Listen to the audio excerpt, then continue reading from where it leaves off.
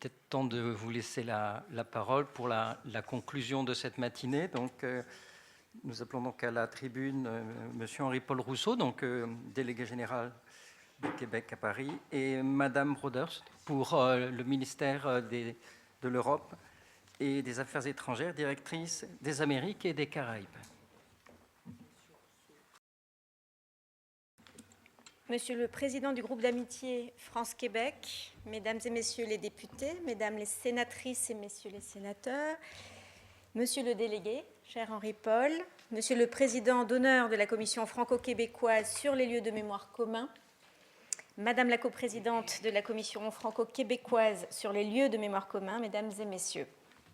C'est un plaisir, un honneur pour moi d'être aujourd'hui parmi vous en clôture de ce colloque qui a été, je le comprends, un véritable voyage à travers le temps et l'histoire, avec 5 siècles de navigation qui ont façonné les multiples dimensions, les facettes de la relation franco-québécoise. Nous avons entendu ce matin à quel point les relations transatlantiques ont à la fois transformé nos sociétés, non seulement grâce aux navires qui traversaient l'Atlantique, mais aussi et surtout, allais-je dire, grâce aux idées et aux valeurs qui étaient véhiculées, transportées, chargées de tout l'espoir et de l'ambition de ces explorateurs. Et je tiens à remercier le groupe d'amitié France-Québec d'avoir accueilli ce colloque au Palais du Luxembourg pour tout leur engagement au service de la relation franco-québécoise. Le travail que fait la Commission franco-québécoise sur les lieux de mémoire communs joue un rôle absolument essentiel dans la préservation de cette histoire et de cette mémoire commune. Mes remerciements vont enfin à la délégation générale du Québec pour le soutien indéfectible qu'elle apporte à la section française de la Commission. Et bien entendu, la qualité des intervenants, des interventions de ce matin doit être soulignée. Elles ont mis en lumière toute la richesse de la relation singulière qui lie nos deux pays, qui lie la France et le Québec. L'histoire de la France et du Québec, en effet, demeure le fondement d'une coopération extrêmement dense. Elle est née de déplacements de personnes, de personnalités, comme vous l'avez vu toute la matinée, d'explorateurs, de découvreurs, de pionniers, qui ont fait le choix d'une traversée parfois périlleuse de l'Atlantique pour les opportunités qu'offrait la Nouvelle-France. Et aujourd'hui encore, je voudrais le rappeler, notre histoire contemporaine, elle est incarnée, elle est façonnée par les échanges humains. Je voudrais donner quelques chiffres pour illustrer mon propos.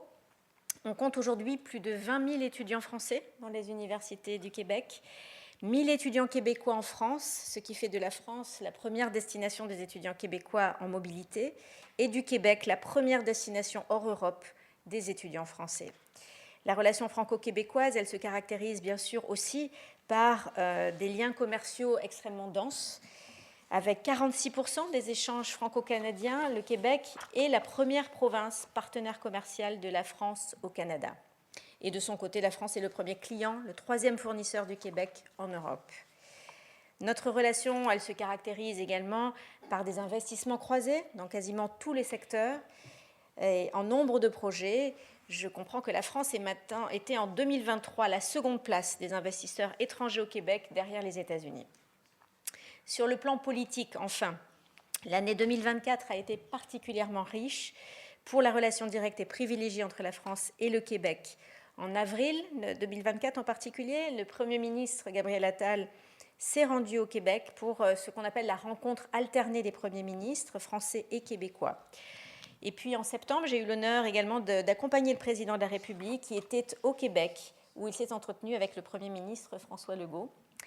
Et en octobre, nous avons à notre tour accueilli le Premier ministre François Legault à Paris à l'occasion du 19e sommet de la francophonie, à l'occasion de laquelle il avait pu s'entretenir, avoir un long entretien avec notre Premier ministre Michel Barnier. Le Premier ministre québécois est enfin revenu à l'occasion de la cérémonie de réouverture de Notre-Dame de Paris, et nous en étions très honorés également. Donc ces nombreux échanges de haut niveau matérialisent la densité de cette relation entre nos nations, et ces échanges se poursuivront en 2025. Le Québec a été invité par le président de la République, notamment au sommet de l'action pour l'intelligence artificielle, mais également au sommet à la conférence des Nations Unies pour l'océan de Nice, l'UNOC 3, qui aura lieu du 9 au 13 juin 2025. Et je sais que nous pouvons compter sur sa présence au moins pour l'un de ces 2 grands sommets. Et voilà, je ne veux pas être trop longue, mais je voulais simplement dire à quel point, en nous rassemblant à l'occasion de ce colloque pour discuter des personnalités, des destinées qui ont façonné cette relation, de ces lieux, de ces événements, nous bâtissons, nous renforçons notre mémoire collective, notre mémoire commune et nos liens. Et à une époque et un moment de notre histoire où l'incertitude prévaut sur tellement de champs et dans tellement de contextes, se rapprocher de ses amis, se rapprocher de ses alliés est plus important que jamais. Et donc j'apprécie particulièrement ce type d'événement qui, encore une fois, nous rappelle la profondeur des liens qui nous unissent. Je voudrais terminer en vous remerciant toutes et tous et bien sûr à continuer à nourrir ces recherches, ces échanges, à faire vivre, à incarner le lien historique, culturel unique entre nos territoires, nos régions et entre notre pays et le Québec, car je crois que les découvertes sont toujours en cours et ne laisseront pas de nous surprendre en continuant à travailler sur ces recherches historiques extrêmement importantes et riches. Merci beaucoup.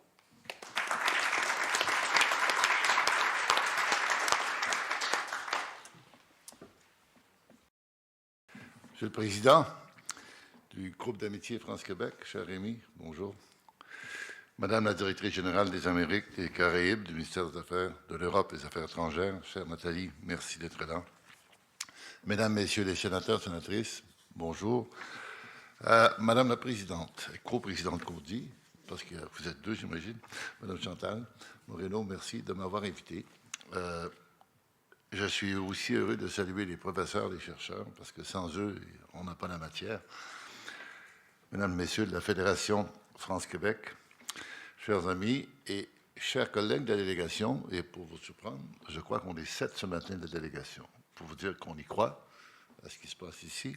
Et vous savez, s'il y en a 7 ici ce matin, c'est beaucoup, parce qu'on est quand même une toute petite délégation par rapport aux grandes ambassades qui sont présentes sur Paris. Donc, premièrement, on croit à ce que vous faites et on va y participer.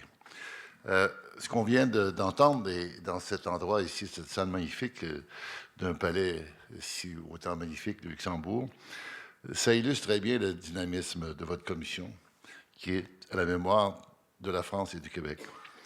Et je pense qu'on doit ici remercier Rémi qui, depuis 7 ans, préside le groupe d'amitié le plus important de la Haute Assemblée. Et vous avez fait ça de façon remarquable et vous êtes un modèle dans le métier. Et je vous en remercie parce que sans votre travail, je pense qu'on ne pourrait pas aujourd'hui regarder l'avenir de la même façon. C'est vrai aussi de plusieurs sénateurs et sénatrices dans cette salle. Je le sais parce que la diplomatie parlementaire est essentiellement fondamentale pour ce qu'on essaie de faire.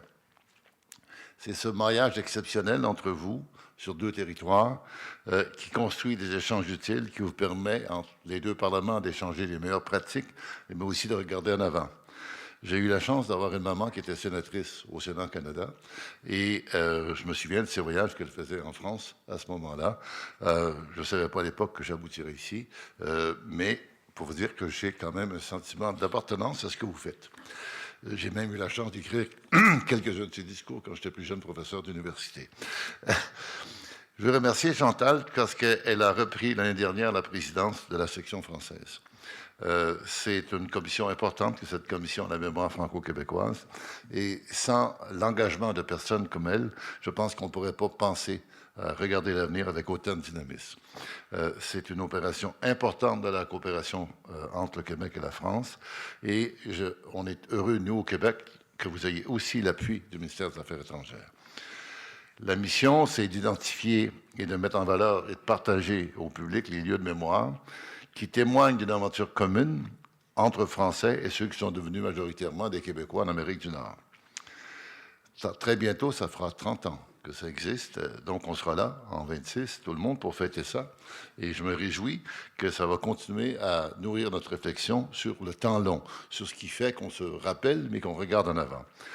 Et je suis d'autant plus content que plusieurs chercheurs universitaires, pour avoir exercé ce métier pendant 15 ans, ça m'émeut qu'on est encore se penche encore pour aller chercher et comprendre ce qui s'est passé. C'est d'autant plus important que le contexte international, et Nathalie en a parlé, on est dans un épais brouillard trumpiste, pour ainsi dire, on pourra en parler longtemps, mais fondamentalement, c'est vrai ce qu'elle a dit. Quand il y a brouillard, qu'est-ce qu'on fait sur le bateau? On s'unit. On s'unit pour traverser le brouillard. Et donc ici, l'union entre la France et le Québec est très importante. C'est dans ces moments uniques que la relation qui est tout à fait privilégiée entre le Québec et la France, c'est unique au monde. C'est très particulier. Et moi, dans mon pays, au Canada, je suis un délégué. J'arrive en France, je suis traité comme un ambassadeur. C'est une dualité qui est quand même une belle contradiction et qui traduit cette grande amitié qui est née et qui remonte à plus de centaines d'années, en fait. Et colloques comme aujourd'hui, ça démontre en fait la profondeur, la solidité de cette orientation. Et je pense que c'est très important.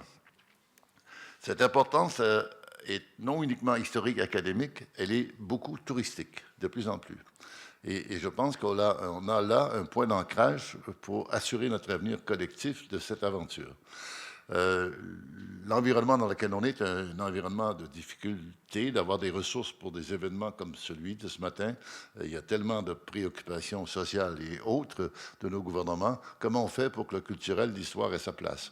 Et je pense qu'en accrochant cette dimension de la dimension des mémoires collectives, de mémoire des lieux, de mémoire des gens, à l'industrie touristique, c'est champion. Je pense qu'on a là une belle trace et je pense que ça s'inscrit beaucoup dans ce que nos deux premiers ministres, lors de la visite de M. Attal en avril 24, dans les rencontres alternées, ça fait partie du programme. Et nous, à la délégation, on s'accroche à cette entente entre les deux gouvernements parce que c'est la façon de retrouver l'ordre des priorités. En fait, le tourisme de mémoire, souvent on l'a perçu, et c'est normal parce que c'était le 80e anniversaire de tellement d'événements reliés à la Dernière Guerre mondiale qu'on a un tourisme de mémoire qui est tourné vers le passé, vers les deux guerres. Souhaitons qu'on puisse maintenant tourner le tourisme de mémoire vers l'avenir, mais ça veut dire de mémoire positive, ça veut dire faire appel à un tourisme qui est innovant, celui de la recherche des origines familiales, comme il a été souligné il y a quelques minutes. J'ai adoré ce qui a été dit sur les projets que vous avez présentés. Culturel, les villes, les villages, les ancêtres, les lieux de départ. Ça me touche d'autant plus que mon frère le plus âgé était un homme de lettres et d'histoire. Il a écrit l'histoire de ma famille, les Rousseau de Ponégamouk, qui ont été publiés chez un ami que vous connaissez du Québec, sur Vaugeois, chez Septentrion. Le livre est épuisé, mais j'ai réussi à en trouver quelques-uns. Donc, je serai capable de le partager entre vous. C'est l'histoire de Thomas Rousseau, mon en-tête, qui est arrivé en Nouvelle-France en 1663. Il venait de Courget, dans le Poitou, tout près de Poitiers, à 30 quelques kilomètres. On ne sait pas tout à fait s'il était son lieu de naissance. Mon frère et moi, on ne l'a pas trouvé encore. Je compte sur vous pour le trouver. Parce qu'on croit qu'il était huguenot. Et parce qu'il était huguenot, il n'a pas déclaré où il était né. Donc, on a toute son histoire. Il s'est marié 2 fois, parce que sa première femme est décédée. Il y a eu une grande descendance. Il est arrivé à l'île d'Orléans. Je pourrais vous en parler pendant 3 heures, mais je ne ferai pas ça. Mais c'est une histoire passionnante, mais il fait partie des pionniers. Même si c'est arrivé en 1663, parce qu'à l'époque, il n'y a pas grand monde. Là. La Nouvelle-France, elle est petite à l'époque, il faut se souvenir. Et ça a donné des descendants, dont des constructeurs de goélettes, qui, pendant des années, ont fait en sorte que les goélettes transportaient le bois qui venait du nord du Québec vers les bateaux qui, eux, s'en venaient en France et en Angleterre et en Europe pour construire d'autres bateaux. Donc, c'est une belle histoire.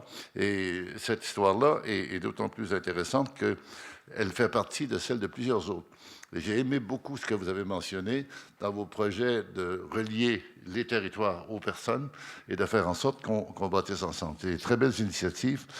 Nous, on anime la Maison du Québec à Saint-Malo. Et la rencontre de ce matin me fait chaud au cœur. Pourquoi? Parce que je suis en pleine réflexion avec mon équipe. Qu'est-ce qu'on fait? Comment on va revitaliser cette maison? Elle est importante, mais on n'arrive pas à avoir les bonnes ressources. Vous avez parlé tantôt du tourisme québécois qui reste 9 jours par rapport à une journée.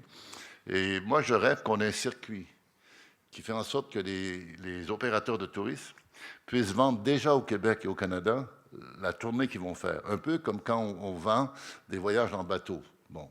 Mais là, venir en France et faire la tournée des pionniers, on doit se relier plus davantage aux tour opérateurs du côté de l'Amérique Et je dis même qu'il y a des anglophones qui vont être intéressés parce que c'est un tourisme intéressant. Vous avez des sociétés françaises dans le domaine du tourisme, que, pas les nommer, mais il y en a une qui fait des croisières qui sont touristiques, mais très historiques. Moi, j'ai voyagé avec eux. C'est fabuleux. On voyage pendant 9 jours, 10 jours, puis on sort de là comme si on avait lu 25 livres. C'est fabuleux, c'est extraordinaire. Et d'autant plus qu'il faut viser les jeunes. Pour que la mémoire continue. Donc, il faut avoir un touriste qui vise les jeunes. La maison de Saint-Malo, nous, on veut la rajeunir. On veut trouver des façons de faire en sorte que les jeunes, quand ils partent du Québec pour venir en France, aient l'idée de ce que c'est. Donc, il faut travailler ensemble. Et moi, je rêve de ce que vous avez parlé, c'est-à-dire une tournée de la Nouvelle-France, mais faite de façon telle que celui qui vient, si son descendant vient du Poitou-Charentes, ben, il va passer par là ou il va passer par ailleurs. Je vous laisse avec plein d'idées pour vous dire que cette année, c'est d'autant plus important que ça va faire 60 ans que le Québec et la France ont convenu la première entente internationale entre un État fédéré qui est le Québec et un État international qui est la France. Ça s'est fait dans les années 60, en fait en 65. Le ministre de l'Éducation de l'époque, notre ministre qui s'appelle Paul Gérin-Lajoie, a signé une entente avec votre ministre, je ne sais pas, qui s'appelait Fouret, qui ont fait une entente par laquelle, on se souvient que dans les années 60, la France avait le système pour que les jeunes Français aillent dans l'armée, il y avait soit la coopération internationale ou soit l'armée. Et moi j'ai eu comme prof de statistique un grand mathématicien français maintenant, qui était tout jeune et qui venait nous enseigner à l'Université de Sherbrooke les statistiques compliquées que j'apprenais péniblement et que j'ai réussi à apprendre, mais pour vous dire que ce 60e anniversaire est important, parce qu'à l'époque, on a signé une entente de coopération au terme de laquelle des professeurs et des coopérants français sont venus bâtir le système scolaire, académique et scientifique du Québec. Et 60 ans, c'est important. Cette entente de 60 a été suivie, de 1965 a été suivie de quelques autres ententes dans la même année. Mais Gérin-Lajoie, qui a signé ça en février 1965, il a, dans la même année, fait un grand discours à Montréal où il a exposé devant tout le corps consulaire la doctrine Paul Gérin-Lajoie, qui dit ce que tous les États fédérés utilisent maintenant, et même les municipalités, dans les domaines qui sont les nôtres, on doit aussi exercer le même travail à l'international. Et ça a donné la diplomatie des États fédérés. Et donc, on fait en même temps cette doctrine extraordinaire qui a été importante pour le Québec, mais aussi pour d'autres juridictions. Vous aurez l'occasion d'entendre parler parce qu'on va faire une petite fête. À quelque part au printemps, nous serons invités, surtout les sénateurs, parce qu'on veut souligner le fait, et les députés et ceux qui nous ont aidés beaucoup. La relation politique entre nos deux juridictions est très, très importante, et je remercie de tout cœur le gouvernement français et les différents ministères d'y croire. Nous, on y croit, mais nous, on est tout petits par rapport à ce géant américain qui aujourd'hui sort les griffes, donc on a besoin de nos amis pour nous aider à ne pas être dans sa cage. Merci beaucoup, bonne journée.